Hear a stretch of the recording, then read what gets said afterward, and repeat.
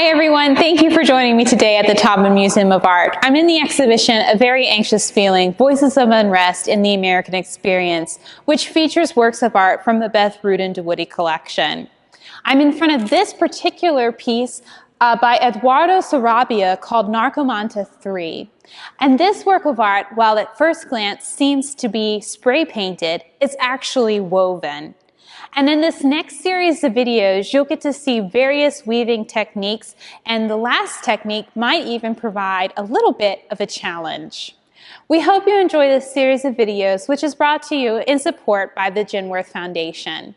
Thank you and enjoy.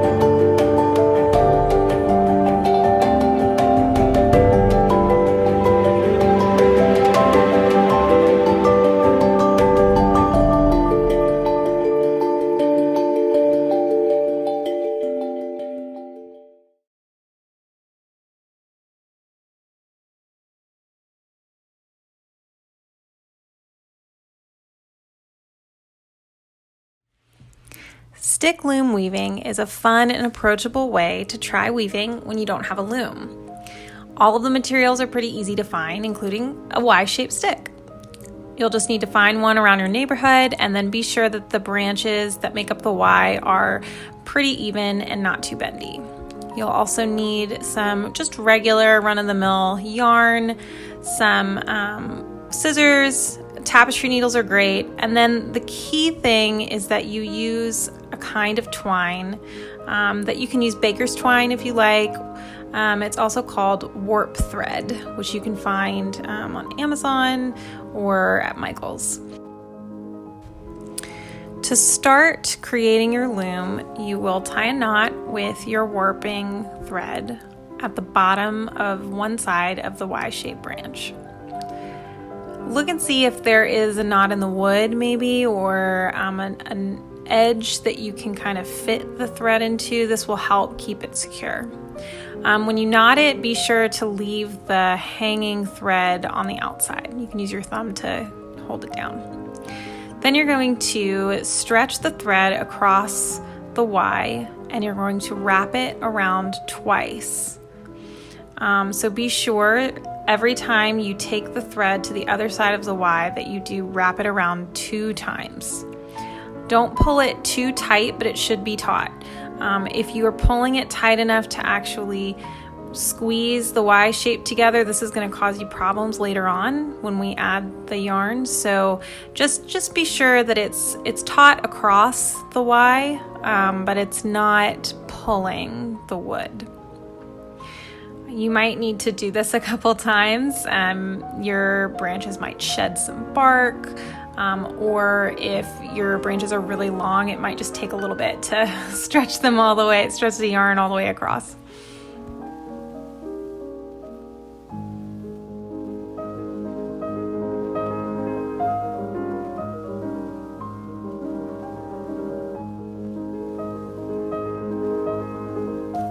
Keep doing this until you've wrapped your twine up the entirety of your Y-shaped branches. If, like the one in the video, has one longer branch than the other side, then you'll obviously want to stop at the highest point of your shortest branch.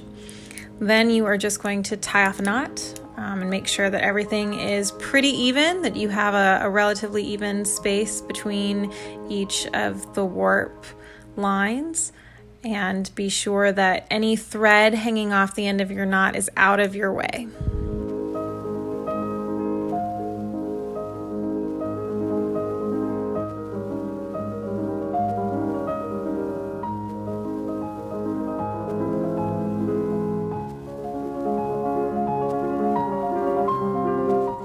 Now you'll need your yarn. While you can do this with just your fingers, it can make it a little easier to use a tapestry needle.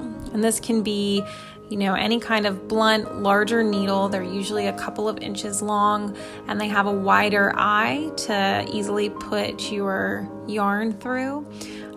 Those will make it just a little bit easier when you get towards the tighter spaces in your Y branch, and particularly near the end, but you don't need these. The great thing about fiber is that you can push everything apart with your fingers. Next, we're going to start the weave, and we're just going to do a really simple over-under weave. I recommend starting from just the middle of the top of your warped thread. So just somewhere really simple. Don't worry about it being too close to either branch. We just start right in the center and we'll be able to pull it across. So just simple over under. The width of your warp thread will be a little bit different depending on how wide your branches are. If you have a really thick branch, your holes between the warp threads is going to be pretty big, which in some cases will make it easier to actually weave through, and in other cases might make it a little bit more challenging. But just start with a simple over under right down the center from the top to the bottom. After you've done the first line of over under weaving, just pull the thread completely across so you've got a little bit of a tail on the open end, and the majority of your thread in the needle, or just wherever you're using as the part you're weaving, is all the way near the Y. Pull the thread straight and then just a little bit across towards one side, and then what you're going to do is come back up doing the same over under right next to it.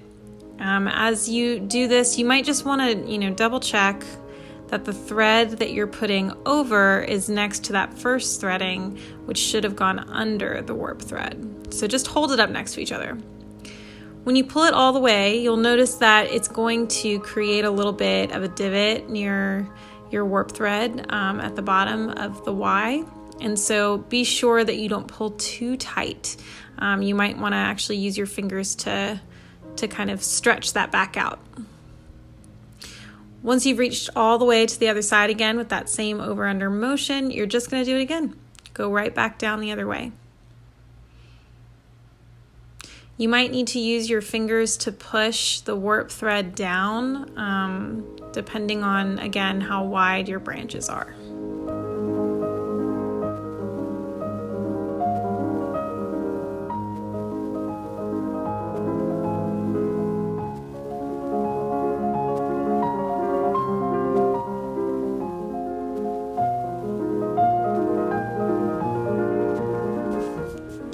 If you accidentally miss one of the warp threads, you go over when you should have gone under when you should have gone over, it's an easy fix. Either it's going to unthread the whole thing just by nature of the fact that you went the wrong way when you get all the way to the end, or you just pull it out. It's very easy to fix any of these errors. So if you miss one, which can often happen, particularly if you're working with a really wide branch, no worries. Just take your tapestry needle out if you're using one, and just pull the last bit that you did just straight out the back. So now you'll just continue to do that over and under next to the already threaded yarn for as many lines as you'd like. I'd say let's make maybe 4 to 5 initial threads, and you might need to redo them a couple times, no big deal. Right now for the beginning, it's probably a good idea to try to keep most of your threading just right down the center. Don't worry too much about trying to match it all up or squunch it down too much. After you've gotten a few lines through, again, trying to keep it straight but not super tight, then you can use your fingers to push the yarn all the way up the sides of your stick loom so that they rest against the end of your stick. Then you can start on a new color. One important note about all of the ends of your yarn. So at this point, you're just going to leave them kind of hanging out either end wherever you finish, and just cut them so that there's maybe only an inch or two sitting loosely, and just leave them.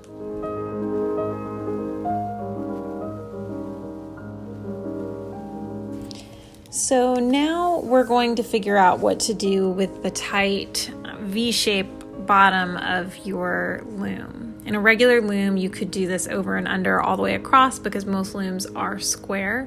But since we've got a narrow end and a wide one, you do have to figure out what to do with that at some point. So there are lots of different options, and one simple one is that once we get down to the narrow end, you'll keep going with your yarn until basically there's no room left.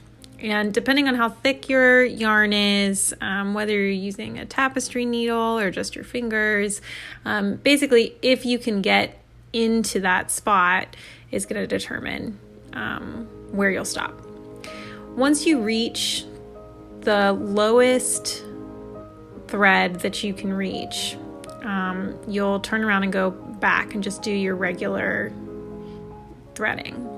But if you are unable to reach the same one that you had for all of the other ones so far, then what you're going to do is actually just go to the next one. So if you have done, let's say there are 8 warp threads in your whole loom line, and you've run out of room to create a straight across line with your yarn at the narrow end, then what you're going to do, instead of going all the way down to the 8th loom thread, you're going to go to the 7th, and you're going to turn around and come right back. And then when you reach it again, you'll go to the 6th. And then when you come back down again, it'll be the 5th, and so on. And so you'll end up with this nice graduated sort of staircase section.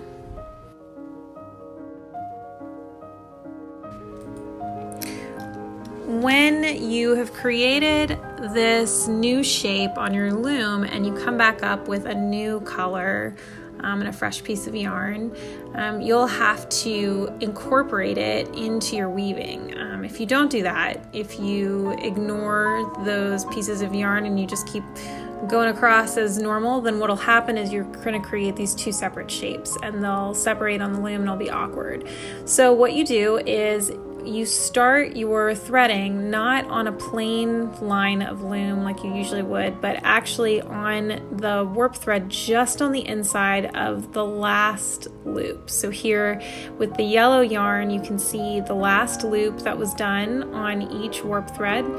I'm just going right next to it on the inside, and I'm creating a nice little knot so that it's incorporating all of my shapes into the weaving. This is going to be like a little awkward at first because you don't have a lot of room to work with. When you're in these tiny tight spaces that are created by the V shape, it's going to look really strange when you first get started, but as you add more and more thread and more yarn, it will look more natural and will fill up and make more sense. So we're starting on the other end with this one. We're starting on the little narrow side, so you don't have a ton of space to work with. So you just have to trust that you're gonna make sense of it. And as you keep going, it will create a nice incorporated clean shape. Use your fingers to keep pushing the yarn over so that you can create enough room for you to add the new yarn. And just keep going over, under, in the tighter spaces, just do the best that you can. And in the wider spaces, just stay with what you've been doing. And then you can do that to completion. You can add in more colors, but this is the essential back and forth. You just do the over, under, over, under. You keep all of your tail ends loose, like I mentioned, until you have covered your entire loom.